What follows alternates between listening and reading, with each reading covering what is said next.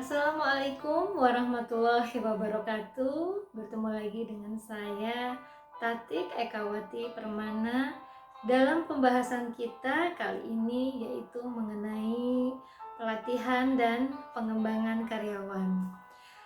Eh, Pelatihan dan pengembangan ini harus dilakukan oleh suatu organisasi. Kenapa? Karena karyawan ini perlu dilatih keterampilannya, kemampuannya, atau perlu untuk dikembangkan, ya. Jadi kalau pelatihan itu adalah jangka pendek, ya. Jadi di sini pelatihan ini tujuannya untuk menyiapkan para karyawan ini untuk bisa melakukan pekerjaan saat ini, ya. Jadi supaya lebih terampil lagi.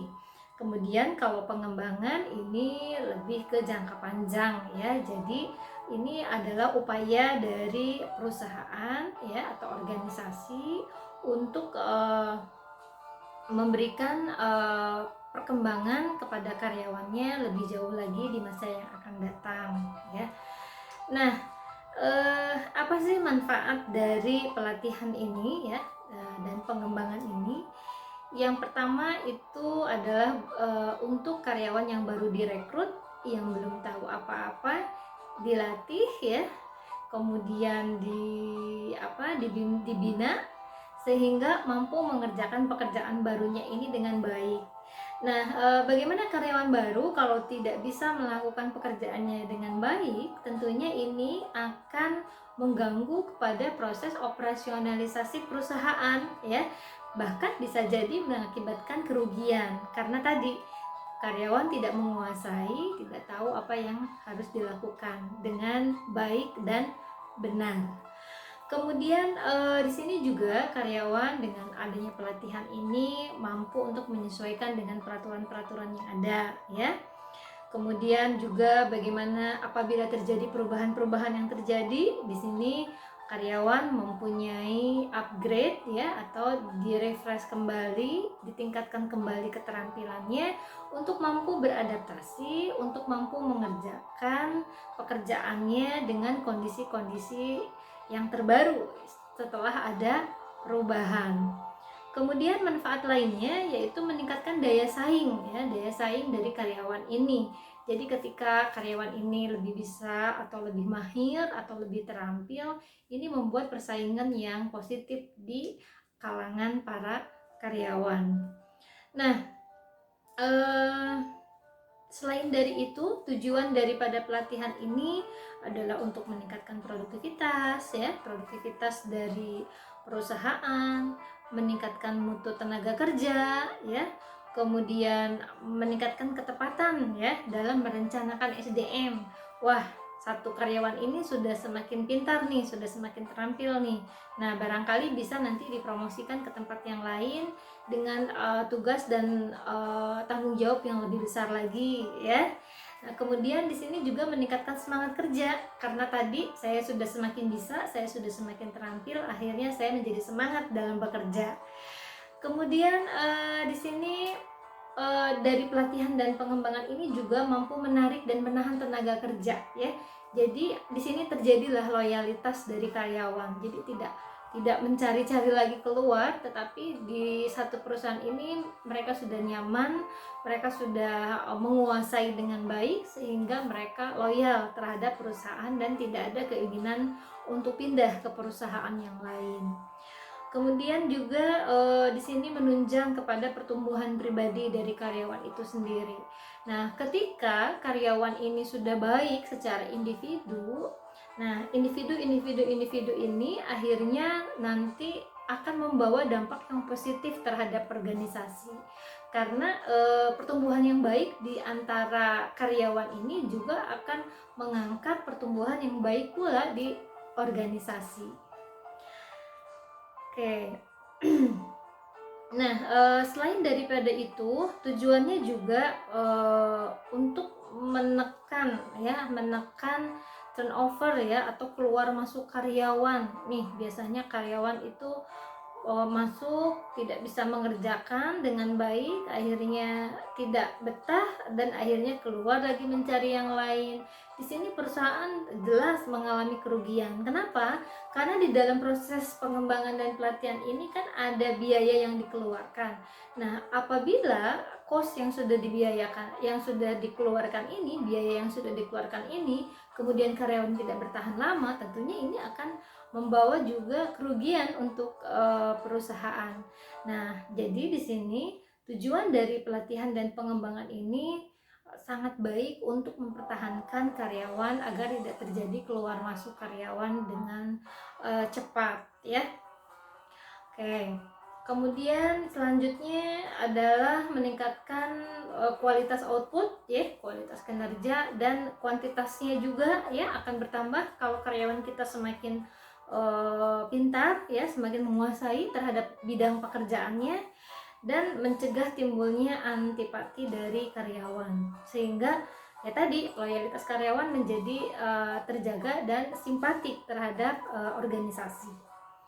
Nah, jenis-jenis daripada pengembangan ini ada pengembangan yang informal dan ada pengembangan yang formal ya. Artinya kita sesuaikan bagaimana sih pengembangan ini dilakukan secara berkala, dilakukan dengan lembaga-lembaga yang memang memberikan edukasi yang formal ataupun dengan secara non formal ya.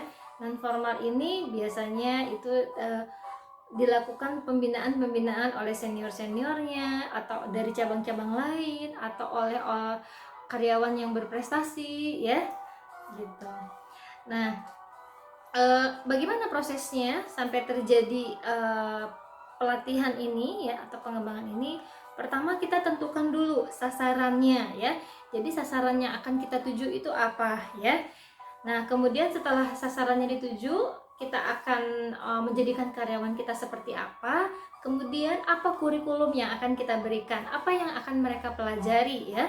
Setelah itu baru kita siapkan sarananya ya. Sarananya ini penting sekali untuk menunjang pembelajaran tersebut ya. Setelah kurikulum ada, sarananya kita sediakan. Kemudian siapa yang akan melatihnya ya? Ini juga harus kita siapkan. Jadi di sini ada sarananya, ada yang melatihnya. Barulah terjadi yang namanya pelatihan ya. Oke. Kemudian jenis pelatihannya ini apa?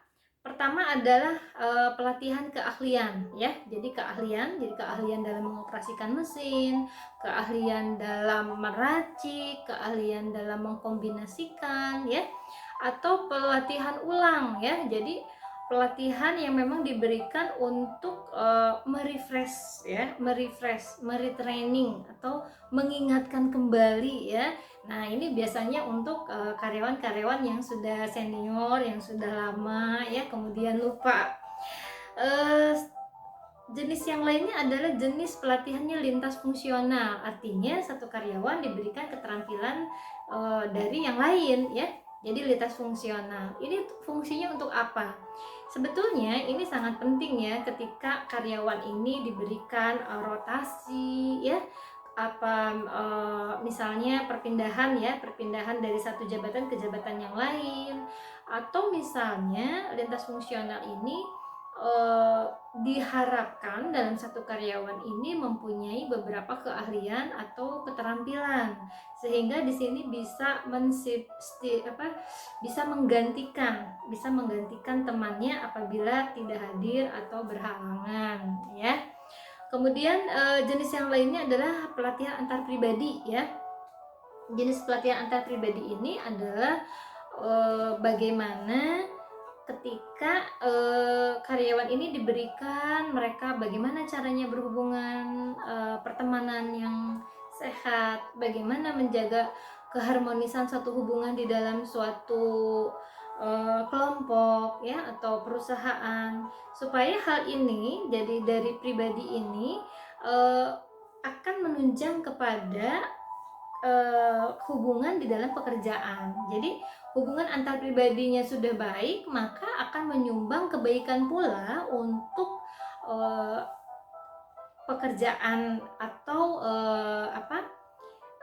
hubungan di dalam pekerjaan. Dan yang terakhir adalah pelatihan kreativitas. Nah, jadi di sini semua orang itu mempunyai kreativitasnya masing-masing.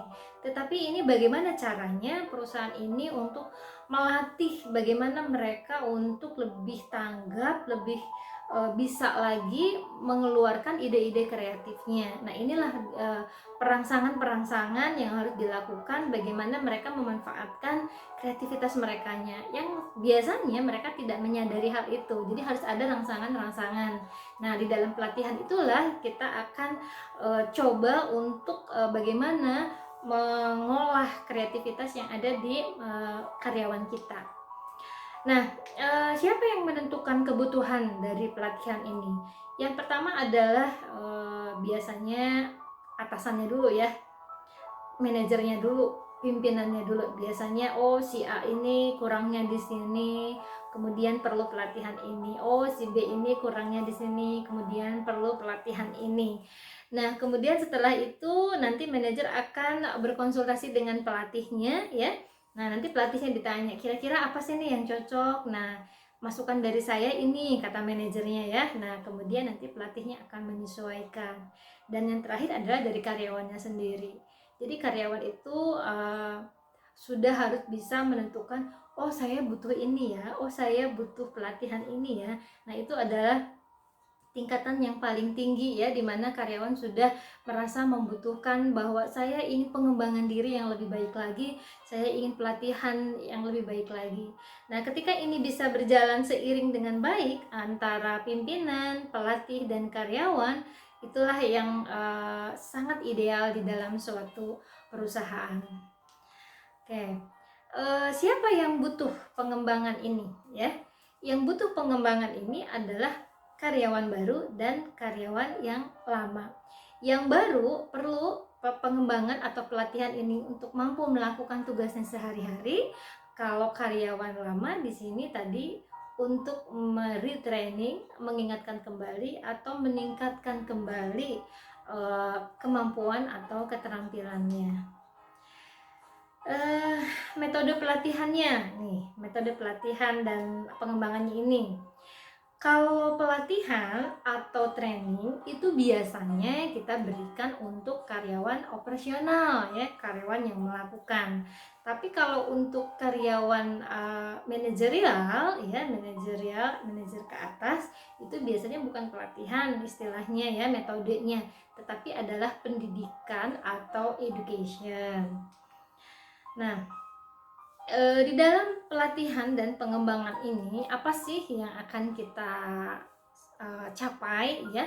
Pertama adalah adanya perubahan skill ya, dari tidak bisa menjadi bisa, dari bisa menjadi sangat bisa. Artinya skillnya ini terus menaik ya. Kemudian dari knowledge atau pengetahuan, jadi dari tidak tahu menjadi tahu, dari tahu menjadi tahu sekali ya. Jadi di sini jelas knowledge-nya bertambah. Dan yang terakhir adalah attitude ya. Attitude ini artinya ketika sudah terampil, kemudian sudah mampu melakukan tugas-tugasnya dengan baik, dan yang paling penting adalah bagaimana attitude-nya ini mengimbangi kemampuan yang tadi, sehingga karyawan ini bisa beradaptasi dengan baik, bisa berkolaborasi dengan baik, dan bisa memberikan kinerja yang terbaik untuk perusahaan. Oke, langkah-langkah pelaksanaan pelatihan ini bagaimana nih ya? Langkah-langkah pelaksanaan pelatihan dan pengembangan ini. Yang pertama, kita tentukan dulu kebutuhannya apa ya, kita analisis dulu kebutuhannya apa. Kemudian kita tentukan tujuannya. Jadi tujuannya ini untuk apa pelatihan ini ya, kita tetapkan. Kemudian baru kita tetapkan metode yang akan dipakai dalam pelatihan dan pengembangan ini. Kemudian yang terakhir baru adalah evaluasi ya. Jadi bagaimana sampai di mana efektivitas daripada pelatihan ini merubah karyawan kita ya.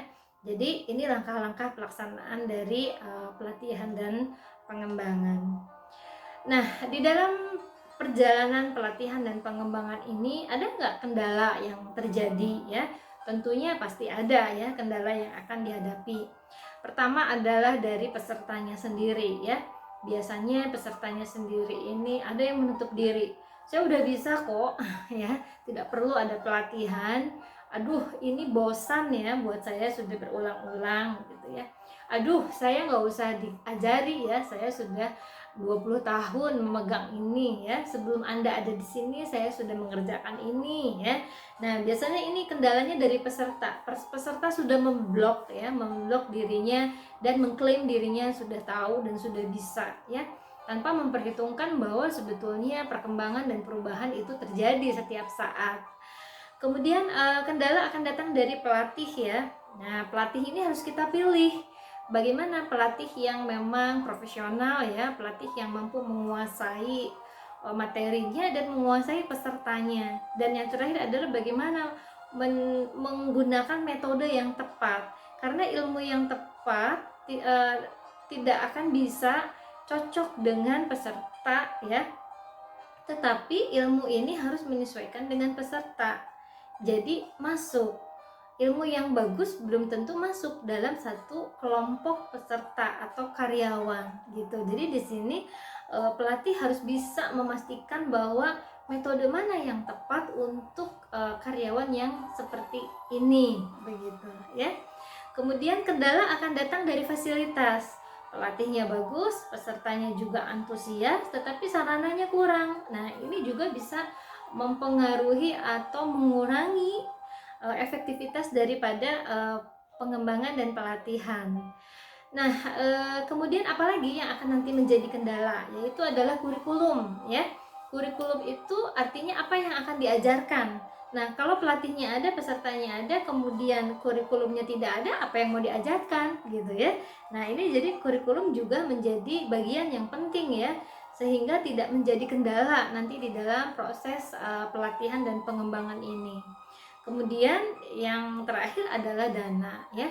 Nah, pelatih ini tentunya tidak gratis ya kalau kita datangkan dari luar, ataupun misalnya dari dalam pun, dari internal perusahaan pun tetap harus ada kompensasi. Nah, ada nggak dananya ya? Nah, kalau dananya ini ada, berarti kita bisa melakukan training ini atau pelatihan ini dengan baik. Tetapi kalau dananya terbatas, mungkin pelatihan ini juga tidak bisa untuk semua karyawan atau tidak bisa dilakukan secara rutin, secara berkala gitu ya. Oke. Nah, kemudian setelah semuanya dilakukan, bagaimana nih evaluasi pelatihan ini dilakukan ya? Tentunya dari proses-proses yang tadi harus ada suatu evaluasi ya. Nah, apa yang kita evaluasi? Yang pertama adalah reaksi terhadap pelaksanaan pelatihan ya. Bagaimana responnya ya? Bagaimana sarana, metode, isi dan lainnya ya? Itu yang harus kita evaluasi. Untuk apa? Ini untuk perbaikan di pelatihan dan pengembangan berikutnya ya. Kemudian pembelajarannya ya, apakah peserta meningkat keterampilannya ya? Apakah ada perubahan sikap ya? Jadi lebih baik, atau pengetahuan peserta pelatihan ini bertambah ya, knowledge-nya bertambah. Nah, ini yang harus kita evaluasi. Kemudian yang penting adalah perilaku. Apakah terjadi perubahan perilaku setelah pelatihan dan pengembangan ini dilakukan? Itu yang paling penting. Kemudian yang terakhir adalah hasil ya. Bagaimana hasil ini, apakah pelatihan dan pengembangan ini mampu tidak untuk mendorong proses operasionalisasi untuk pencapaian target tujuan daripada perusahaan, dan bagaimana pelatihan dan pengembangan ini memberikan kontribusi kepada percepatan dalam pencapaian tujuan dari perusahaan ya. Nah, biasanya evaluasi ini bisa dilakukan dengan cara survei ya, melalui angket ataupun dengan wawancara.